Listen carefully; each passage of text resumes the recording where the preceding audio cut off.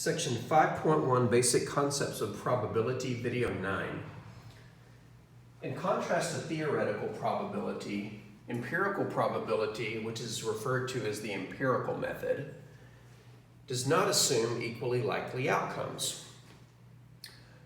Empirical probability is probability calculated by repeating an experiment multiple times and calculating the percent of the time an event occurs.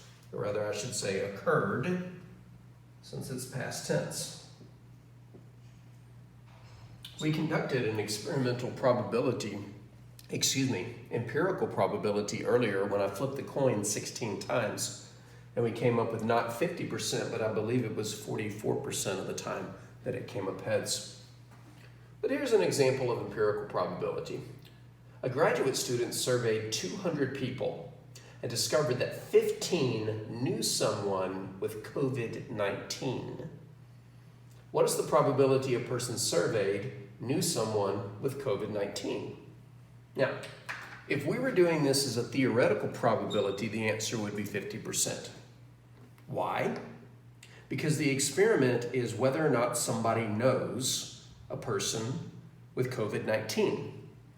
Well, what possible answers could they give you? Yes, I do. No, I don't. If this were theoretical probability, those two outcomes would be equally likely.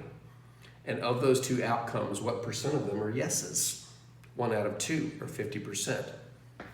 And that's the main difference between theoretical probability and empirical probability. In theoretical probability, all of your outcomes are equally likely, whereas in empirical probability, that's not necessarily the case. By the way, the answer to this question is really kind of easy. It's not that, don't overthink it. Out of the 200 people surveyed, 15 knew someone with COVID-19. And if you were to divide this out, I believe you get 0.075. Let me double check that real quick.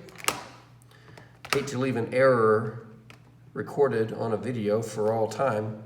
Yep, 0.75 or 7.5%. Now, does that mean that 7.5% of the population would know somebody with COVID-19, assuming this experiment actually occurred? No. But if we were to increase the number of people surveyed, then this probability would get closer to the true probability of somebody knowing a person with COVID-19. In other words, the law of large numbers would apply. But empirical probability isn't that difficult. It's basically what fraction of the time did something already occur, whereas theoretical probability is almost attempting to predict the future. Theoretical probability is what percent of the time can we expect something to occur, and empirical probability is what percent of the time did it occur already. But they're both basically fractions, so it's pretty straightforward.